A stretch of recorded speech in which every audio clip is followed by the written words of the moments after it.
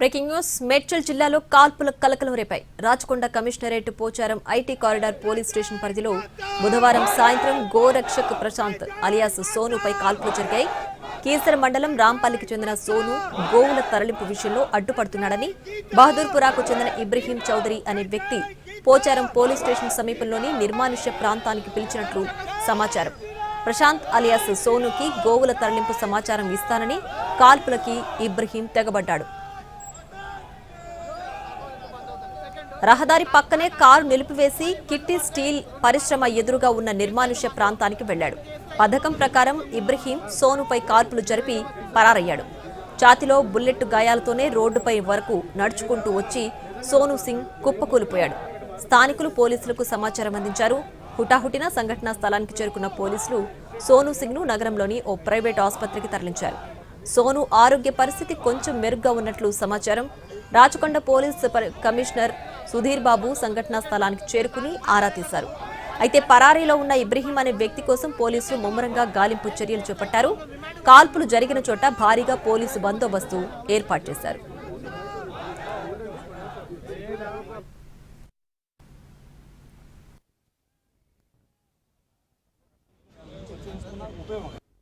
పోలీసులకు సహాయం చేయడం కోసం గోరక్షకులు వస్తే మరి పోలీసులు తమ బాధ్యత వాళ్ళు నెరవేర్చారు. కానీ గోరక్షకుల మీద బెదిరింపులు కేసులు పెడతా ఉన్నారు.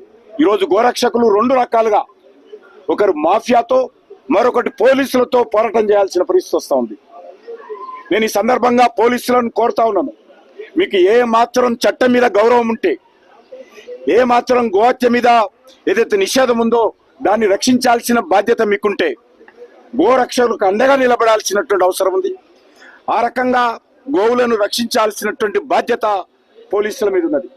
కానీ పోలీసులు కొన్ని ప్రాంతాలలో ఈ యొక్క స్లాటర్ హౌజులతో కుమ్ము కావడము, అక్రమ ట్రాన్స్పోర్ట్ గోవులను అక్రమంగా మరి రవాణా చేస్తున్నటువంటి మూటాతో కుమ్ముక్కు కావడము అనేక ప్రాంతాల్లో జరుగుతూ ఉంది. ఈ గోరక్ష చేస్తున్న సమయంలో అనేక సార్లు బెదిరింపులు కూడా రావడం జరిగింది. స్థానిక పోలీసులు కూడా అనేక సార్లు ఫిర్యాదు కూడా చేయడం జరిగింది. అయినప్పుడు కూడా అక్కడ స్థానిక పోలీసులు పట్టించుకోలేదు. అనేక సార్లు ఇటువంటి ఒక సంఘటన జరిగిన తర్వాత ఈ రోజు ప్రత్యక్షంగా అక్కడ మజ్లిస్ పార్టీ సంబంధించిన కార్యకర్త ఇబ్రాహిం అనేటువంటి వ్యక్తి ప్రశాంత్ కుమార్ మీద గన్ ఫైర్ చేసి తుపాకీతో పేల్చి అతని ఒక లంగ్ కింద బుల్లెట్ ఇరుక్కున్న విషయాన్ని మనం చూస్తా ఉన్నాం.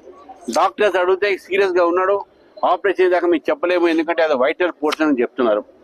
ఇది కాంగ్రెస్ పార్టీ ప్రభుత్వం వచ్చినప్పటి నుంచి ఇక్కడ ముత్యాలమ్మ గుడికి అయితే అయింది, మొన్న రాంపల్లిలో హనుమంతుడి విగ్రహం అయితే అయింది. ఇటువంటి ఒక ఆగడాలు బాగా జరుగుతూ ఉన్నాయి.